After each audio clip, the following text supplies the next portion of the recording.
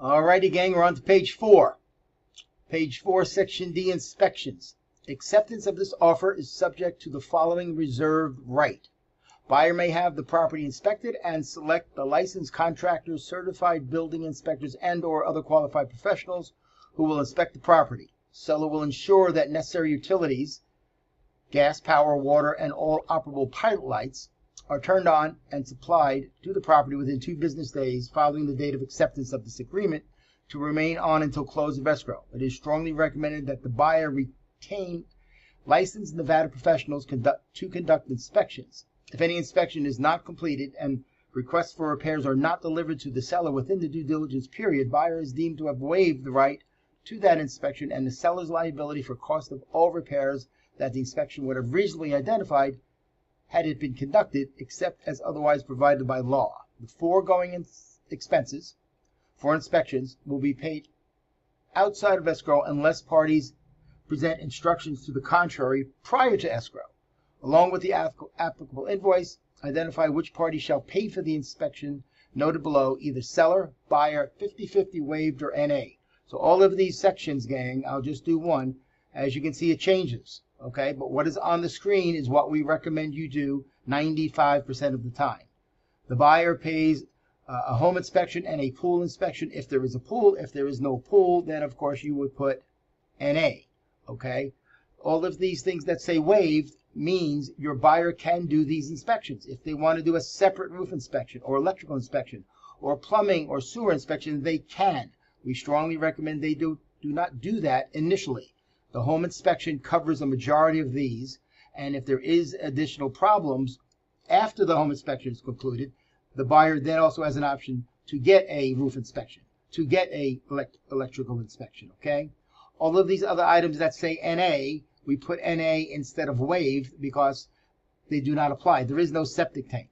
There is no well, okay? There is no need for lead paint testing because the home was built after 1978, okay? There is no elevator. If there was an elevator, you could check waived if they want to save that expense to that inspection for the elevator, but in this case, there is no elevator, okay? Section E, additional inspections and/or certifications. In the event the inspection reveals areas of concern with the roof, septic tank, well, wood-burning device / chimney, or possible presence of fungal contamination or any other issue concern that was discovered on the home inspection or any other disclosures per Section 12, buyer reserves the right to require a certification of additional inspections within the due diligence period. These expenses for certifications or additional inspections will be paid outside of escrow unless parties present instructions to the contrary prior to close of escrow, along with the applicable invoices. A certification is not a warranty. E, buyer's request for repairs. It is the buyer's responsibility to inspect the property sufficiently to satisfy buyer's use. Buyer reserves the right to request repairs based on the seller's real property disclosure or items which materially affect the value or use of the property revealed by the inspection, certification, or appraisal.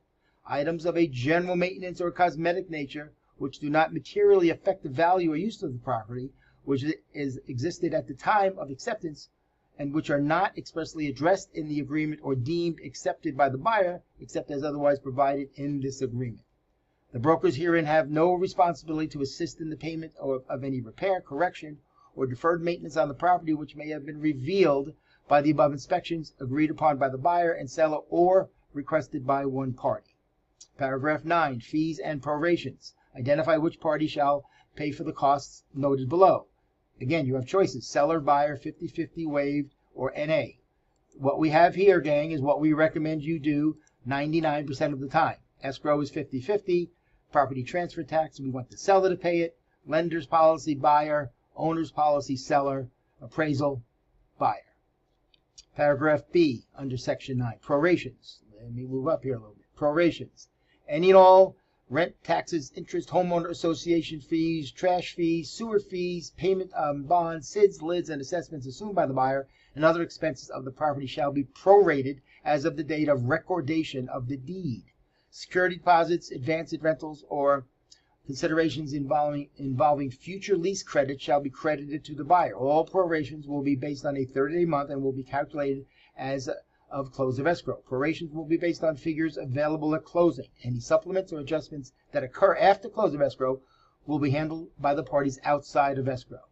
9C, preliminary title report. Within 10 business days of opening escrow, the title company shall provide the buyer with a preliminary title report, or PTR, to review, which must be approved or rejected within 5 business days of receipt thereof. If the buyer does not object to the preliminary title report within that specific period above, the PTR shall be deemed accepted. The buyer makes an objection of any items contained in the PTR. Seller shall have 5 days after receipt of objections to correct and or address the objections. If within that time specified, seller fails to have each such exception removed or to correct each such objection, buyer shall have the option to A, terminate the agreement by providing notice to seller and escrow officer entitling buyer to a full refund of EMD, or B, elect to accept the title to the property as is, all title exceptions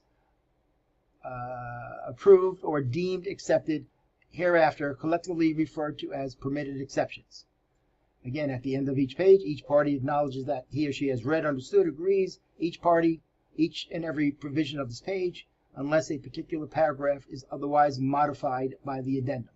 You sign it to your buyer initials it, the address, and then the seller will initial the bottom of page 4. So that is page 4, gang.